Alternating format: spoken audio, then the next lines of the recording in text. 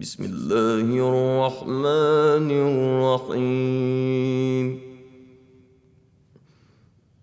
تبت يدا أبي لهب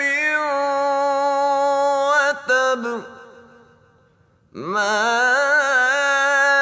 أغنى عنه ماله وما كسب سيصلى نارا ذات لهب وامرأته حمالة الحطب